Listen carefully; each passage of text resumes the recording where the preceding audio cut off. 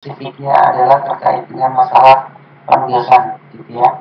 Nah, kalau terkait dengan masalah penugasan sendiri, saya mau mencoba memberikan satu perspektif terkait dengan perkembangan situasi terkini, gitu ya. Intinya adalah uh, view ataupun cara pandang yang digunakan oleh pekerja ataupun karyawan dengan pengusaha itu pastinya akan berbeda, gitu ya. Kalau dari sisi pekerja pengennya mereka kita inginnya itu dibayar setinggi-tingginya. Kalau dari sisi pengusaha inginnya itu adalah kalau bisa dibayar semurah-murahnya, yang penting adalah produktif, gitu ya.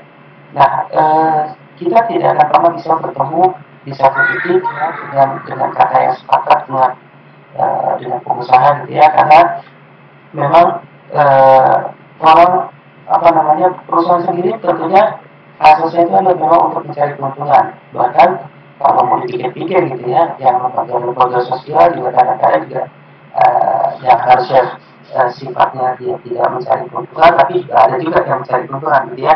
Intinya kurang lebih begitu. Nah, kalau kita lihat perkembangan situasi terkini di Indonesia sendiri banyak perusahaan-perusahaan yang mulai hengkang, gitu ya, perusahaan asing yang investor yang mulai hengkang karena melihat bahwa di Indonesia sendiri saat ini kinerjanya itu masih kurang produktif dibandingkan dengan negara-negara lain. Oleh karena itu banyak investor yang bergeser ke Thailand, Vietnam, gitu ya, bahkan ke negara-negara lain yang memang tersedia resources cukup banyak, kemudian harganya juga memang lebih murah dibandingkan di Indonesia, tapi produktivitasnya lebih tinggi. Gitu. Nah, kalau teman-teman baca, gitu ya, perkembangan situasi terkini itu diprediksi dampak dari pandemi ini bisa membuat sekitar 9 juta, 6 juta orang itu kehilangan pekerjaan, gitu ya. Nah, bayangkan bagaimana ketika kita bicara mengenai pada saat kita sudah bekerja, kemudian kita saat ini lebih fokus kepada apa yang kita belum miliki, gitu ya, dibandingkan dengan apa yang sudah kita miliki, itu biasanya akan terjadi cukup tinggi. Artinya kita akan melihat, wah, perusahaan itu harus dibayar tinggi, gitu ya, dibayar kita tuh mesti dibayar perusahaan tinggi, bayarannya harusnya 7 juta, gitu ya. Saya ingat banget waktu itu sekitar 3 tahun yang lalu saya sempat baca bahwa ada tuntutan untuk UMR itu ada 7 juta, gitu ya. Nah, pertanyaannya apakah memang perusahaan tidak mampu? Bisa jadi jawabannya mampu, bisa jadi jawabannya tidak mampu. Namun yang namanya orang berbisnis, pengusaha itu mereka sah-sah saja mereka mencari yang namanya keuntungan, gitu. Nah, di kondisi yang seperti ini, maka perspektif paradigma berpikir kita harus berubah, ya. Kalau saya kita kita coba untuk melihat apa yang sudah kita miliki saat ini, kompetensinya, apakah kita sudah mumpuni atau belum. Saya pernah bilang bahwa kalau kita baru bisa menguasai satu mesin, ya, sementara orang lain menguasai 3 mesin sekaligus, maka kita nggak akan mampu di pasangan, ya. Kalau kita hanya bicara mengenai saya tahu proses standar, ya banyak orang juga tahu proses standar, gitu. Tapi yang menjadikan istimewa adalah ketika kita mau masuk ke dalam pasar-pasar kerja, sesuatu yang kita miliki itu melebihi dari orang lain yang orang lain miliki untuk situasi kita. Ya, misalnya kita sama-sama operator, tapi yang lain hanya bisa 2 mesin, kita bisa 5 mesin, gitu ya, kita tahu kompetensinya. Nah, itu yang membuat kita menjadi berbeda. Nah, selanjutnya adalah ingat bahwa pada prinsipnya kalau kita ingin mencari sesuatu yang lebih besar, gitu ya, penghasilannya, ya antara dua, kita fokus di tempat kita bekerja atau kita hengkang, gitu ya. Nah, cuma yang menjadi polemik saat ini adalah ketika banyak orang nggak melihat kondisi pasar saat ini, di mana banyak orang pengangguran, banyak orang kehilangan kerjaan, tapi satu punya kerjaan sekarang tapi masih masuk malas-malasan, yang kedua nuntutnya juga banyak sekali, gitu ya, sementara perusahaan sendiri sudah bagus masih bisa jalan, gitu ya, karena banyak sekali industri yang bergeser atau bahkan gulung tikar, ya. Contohnya perusahaan-perusahaan yang sudah besar, mereka yang biasanya itu sebentar.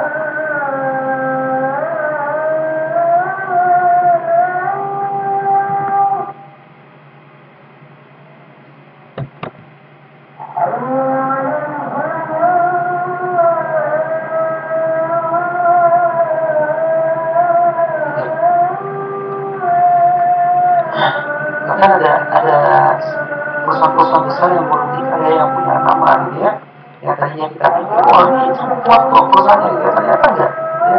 Dihantam sana sini akhirnya juga ya goyang juga gitu ya.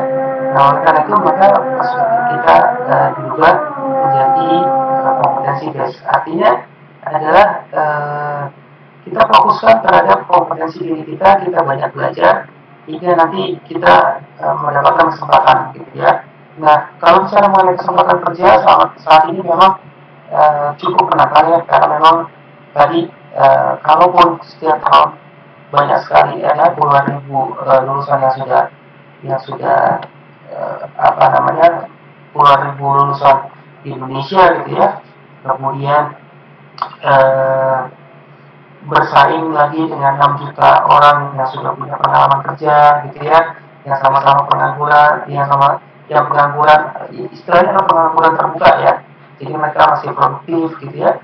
Nah itu akan menjadi suatu tantangan tersendiri. Nah bagaimana menyikapinya itu memerlukan perspektif yang bijaksana dari kita gitu. Jadi lihat apa yang kita punya saat ini dan kembangkanlah dari apa yang kita miliki saat ini gitu ya. Nah untuk di masalah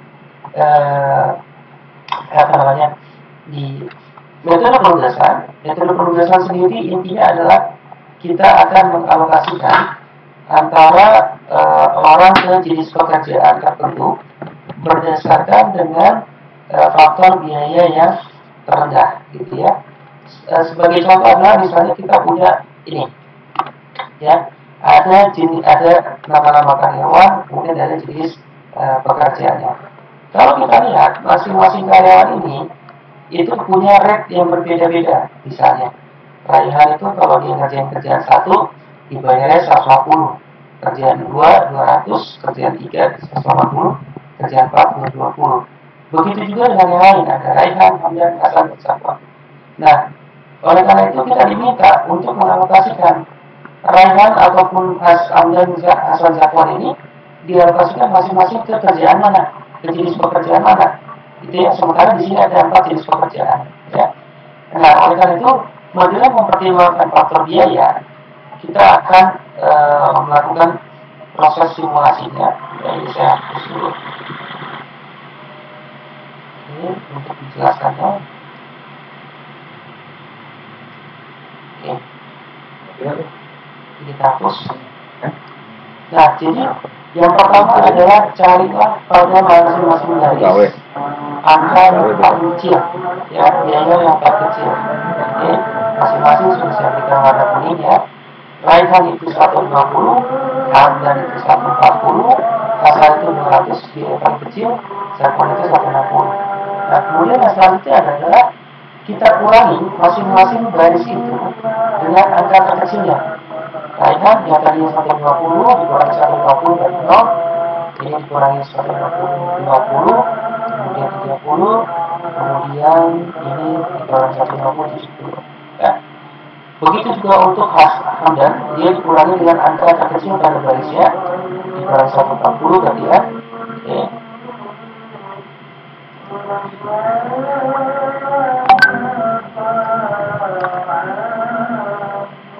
Oke.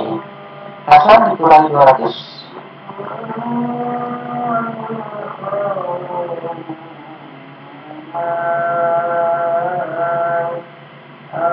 Ini dikurangi 160.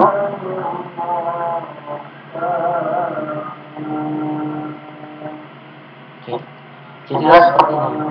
Nah, tahapan 100 sudah dipenuhi ya, mengurangi dengan angka terkecil pada masing-masing garis.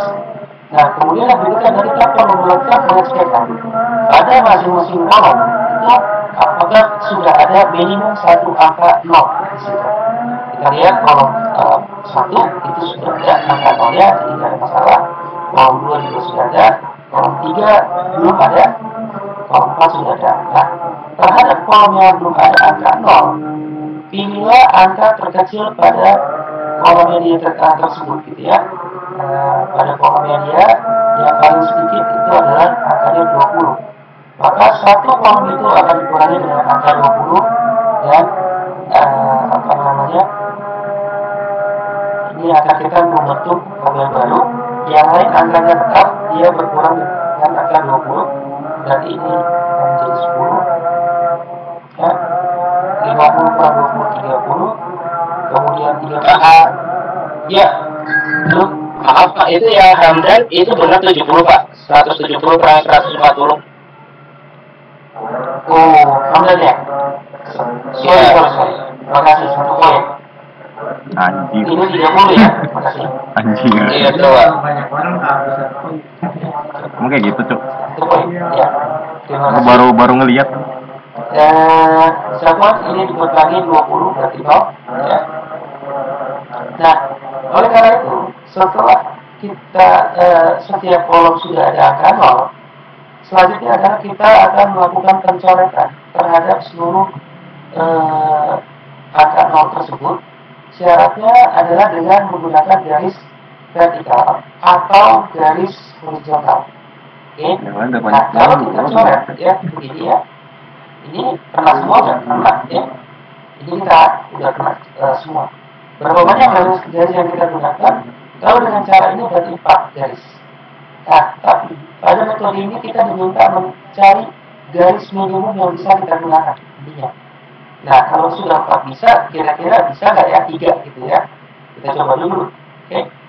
3 garis bisa nggak? Ternyata bisa ya. Ini 1, ini 2, dan ini 3. Oke. Nah, karena sudah bisa, maka selama intinya ini, kalau jumlah coretan garis yang paling sedikitnya itu jumlahnya lebih kecil daripada ordonya, ordo itu kan bisa jelaskan, daripada ordonya, jumlah garis ini kan 3 ya, ordonya itu adalah jumlah yang ada di tabel ini, variabelnya, ada KIH, ada nasal jatuh, berarti ada 4, jenis pekerjaannya adalah 4 juga, berarti jumlah dikatakan sudah optimum kalau jumlah coretan garisnya itu adalah sama dengan 4 yang paling sedikit. Tapi kalau masih bisa kita upayakan yang paling sedikit lebih kecil daripada 4 dapat ya, berarti belum optimal. Nah, apa yang perlu kita lakukan selanjutnya? Ini kan ada angka-angka yang tidak dicoret gitu ya. Nah, terhadap angka-angka yang tidak dicoret ini kita akan membentuk sesuatu yang baru lagi ya. Perhatikan bahwa yang saya berikan warna kuning ini adalah sesuatu yang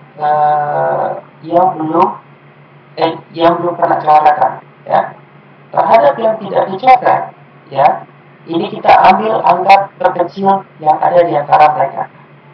Oke, ini saya berikan abu lagi. Oke, ini kosong. Kita lihat bahwa ternyata yang paling kecil adalah ada angka 10. Maka semuanya dikurangi dengan angka 10 ya. 0, 60 gitu dikurang-kurangin. Oke, dikurangi dengan 10, 20, kurangi 10, 20, kurangi 10, 10. Oke. Itu hasilnya 0. Nah, kita sudah membentuk angka yang baru. Nah, selanjutnya adalah kita hanya perlu untuk melakukan coretan lagi, vertikal ataupun horizontal gitu ya. Dengan syaratnya tadi, cari jumlah coretan garis yang paling sedikit. Oke. Kalau dia paling sedikitnya adalah sudah sama dengan ordo, berarti sudah maksimum. Kita coba, mungkin nggak ini dicoret semua 0 lewat semua, tapi dengan 3 kali coretan? Sepertinya tidak bisa. Ya, coba saya bisa bilang memang nggak bisa gitu ya. Jadi sudah pasti ini coretannya ada 4 gitu ya. Oke. Nah ini sudah 4 ya, jumlah coretannya sudah ada 4. Nah, artinya kalau sudah sama, ya, berarti sudah merupakan solusi yang paling optimum. Pak, coretannya ini boleh berubah-ubah nggak? Boleh aja, ya. Kalau kita mau coretnya gayanya kita berbeda, boleh-boleh saja, ya. Misalnya kita mau coretnya begini, masing-masing ya. Ini kan udah 4 juga Pak, boleh nggak? Boleh aja, nggak ada yang larang, gitu ya. Intinya adalah paling sedikit coretan itu sudah mentok. Dan bisa lagi dibuat lebih kecil lagi ya jumlah garisnya. Karena yang paling sedikit ada 4, maka ini sudah optimum. Nah, langkah selanjutnya adalah kita alokasikan. Kita lihat ada angka 0-nya itu di mana? Untuk baris raihan. Dia punya angka 0 itu ada di pekerjaan 1 atau di pekerjaan ke-3. Maka kita tulis saja 1 atau 3. Oke. Hamdan itu ada di pekerjaan 1, ya. Kemudian Hasan itu ada di pekerjaan 2 atau 4. Oke, 2 atau 4. Zakwan itu ada di pekerjaan 3 atau 4. Nah, dengan kondisi yang seperti ini, maka kita lihat mana yang tunggal dulu. Berhubung Hamdan sudah tunggal, kita masukkan Hamdan itu di pekerjaan yang pertama. Oke. Kemudian kita lihat lagi, cara gampangnya adalah lihat lagi mana yang sudah terkait, yang sudah dialokasikan.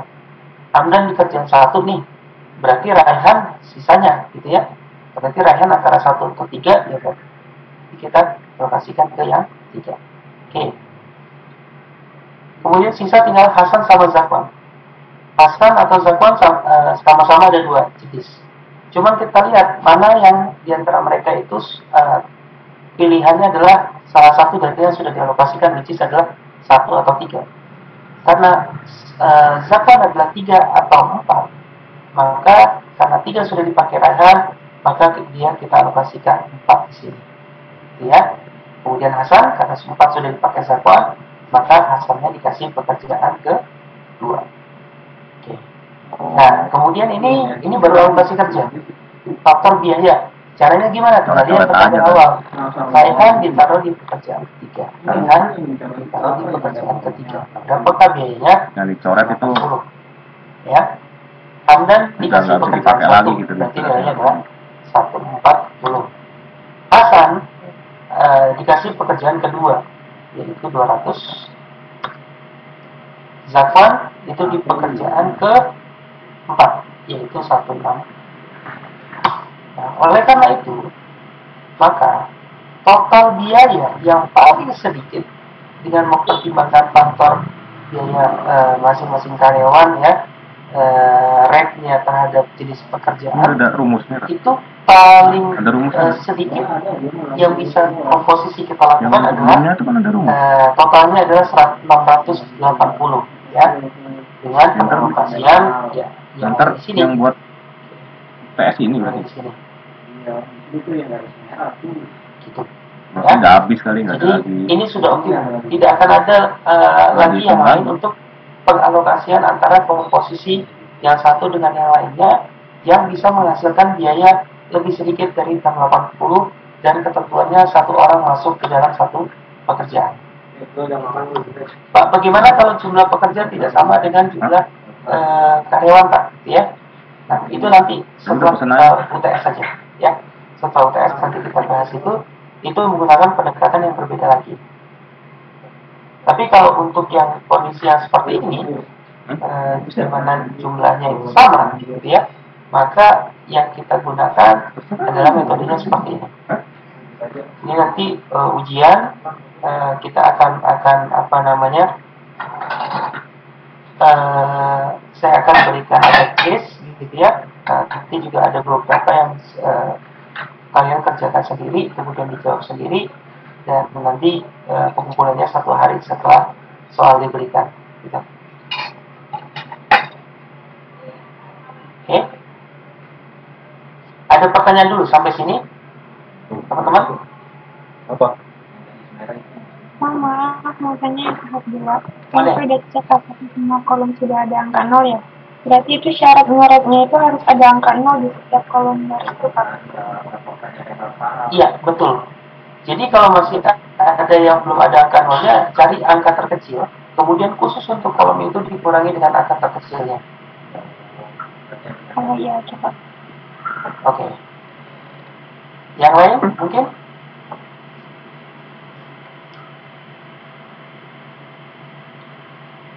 Yang lain ada concern? Sebentar. Yang dicoret merah tadi, Pak. Sorry? Yang dicoret-coret merah tadi, Pak. Yang dicoret merah kenapa, Mas? Misalkan nyoretnya tadi nggak, yang sebelumnya tadi itu kan Mas ada yang nggak 0 itu apa buat penanda apa mencoret merah? Gimana, sorry? Coret merah itu buat penanda apa? Oke. Coret merah itu untuk menandakan apa namanya, melihat apakah solusinya sudah optimum atau belum. Jadi coretan ini harus melewati semua angka 0, ya. Jadi tidak boleh ada yang tidak terlewatkan, gitu ya. Jadi kalau misalnya jumlah coretannya kita pada saat mau coret angka 0 ya, itu harus mencari jumlah coretan yang paling sedikit banget. Kalau ternyata sudah mentok kayak gini ya, ini ternyata 3, ya berarti belum optimal. Tapi kalau dalam case yang selanjutnya dia sudah tidak bisa lagi dicoret gitu ya, sebanyak lebih sedikit daripada ordonya. Ordonya di sini 4 kali 4, 4 karyawan 4 pekerjaan, berarti kalau dia sudah paling sedikit adalah 4, ya udah, ini adalah solusi yang paling optimum.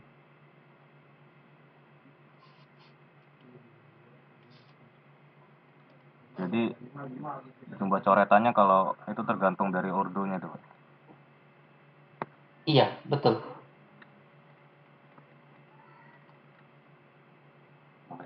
Paham, Mas? Ya, Kamu nanya, Pak. Boleh. Itu yang 20 yang di tahap 2 kenapa jadi angka 0 Pak ya? Tahap 2 yang ini. Karena di dalam kolomnya dia itu belum ada angka 0-nya. Di sini. Kan kita lihat ya, yang pertama setelah dikurangi masing-masing baris, Oh, kita lihat dilihat di apakah kolomnya Pak ya? ya, apakah di masing-masing kolom itu sudah ada angka 0 atau belum? Kalau belum, berarti kita membentuk yang baru, tapi khusus untuk yang belum ada angka 0, dikurangi dengan angka terkecil pada kolomnya tersebut. Gitu. Paham, Mas? Iya Pak.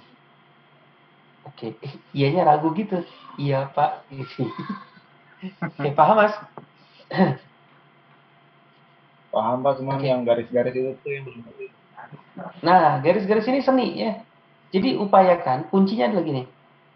Selalu pada saat kita mau mau coret-coret pengalokasian, mau coret angka 0-nya, jangan kita akal-akalin. Oh, udahlah biar sama, biar cepat selesai, Pak. Saya bikin aja 4 coretan. Ya nggak bisa, hasilnya nggak akan muncul ya. Justru kita harus tanamkan seminimal mungkin kita mencoret angka 0 itu jumlah garisnya.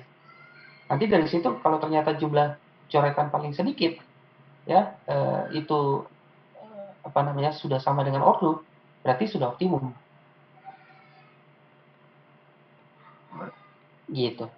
aku nggak mau diklik sih. Nggak mau diklik sih. Loh. Nggak mau diklik sih. Ada lagi yang lain? Jadi tahap pertama itu pengurangannya dari baris dulu, Pak ya? Baris dulu. Kalau Baris, misalkan lihat per masing-masing barisnya, baris. iya kalau misalkan barisnya udah ada nolnya, tinggal kalau misalkan kolomnya masih ada yang belum ada nol ke kolom gitu. Iya. Jadi setelah baris kita pastikan kita kurangi dengan angka terkecil. Kalau masih ada kolom yang belum ada angka nolnya, maka kita kurangin. Gitu aja.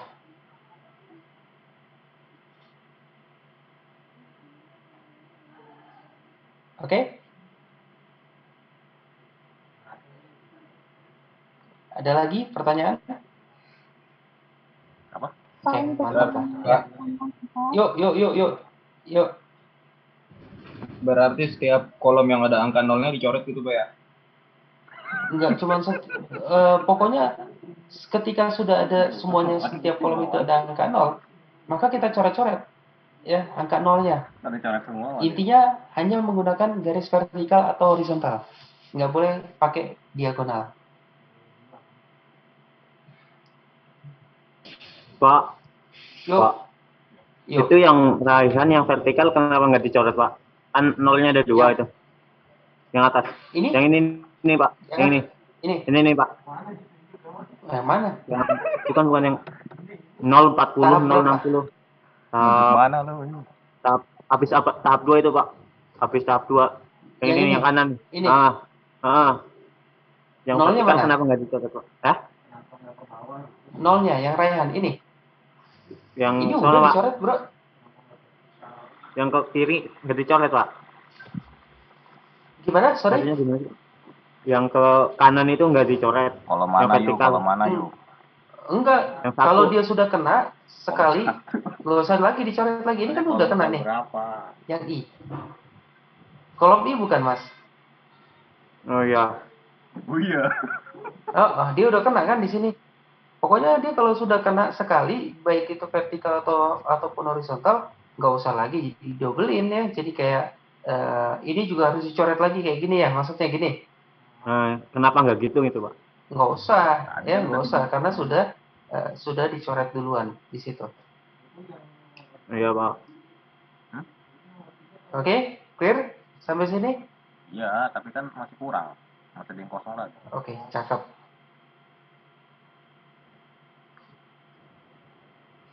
Tunggu Pak. Jadi Jadi intinya gimana? Garis merah itu hanya untuk cek apakah semua kolom sudah ada angka nolnya. Kan sedangkan tadi kondisinya kan kecoret dari atas ke bawah semua ya kolomnya. Kalau sekarang kondisinya kayak gini coretannya, itu perhitungan ke bawahnya sama aja. Sama aja, nggak ada berubah Mbak. Oh, sudah. Sama. Sama.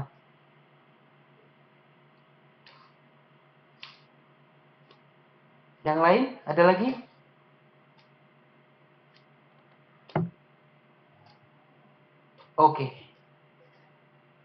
Oke, kalau gitu, kalau sudah tidak ada pertanyaan, silakan nanti persiapkan. Nanti saya kasih kisi-kisinya di WhatsApp grup ya untuk ujian kita. Gampang kok ya. Jadi nanti teman-teman hanya tinggal ingat ngerjainnya gak usah dibuat rumit ya. Mau pakai Word, Excel atau tulisan tangan di foto, yang penting nanti kirim email itu juga bisa, gitu ya. Kirimnya kapan, Pak? Nanti saya kasih ini ujiannya aja belum ya, baru minggu depan. Kirimnya itu nanti 1 hari setelah ujian soalnya di bagian ya. Ya, 1 hari Oke. setelah dikirim. Terima kasih teman-teman buat malam hari ini. Sampai bertemu lagi di pertemuan selanjutnya. Assalamualaikum warahmatullahi wabarakatuh. Waalaikumsalam.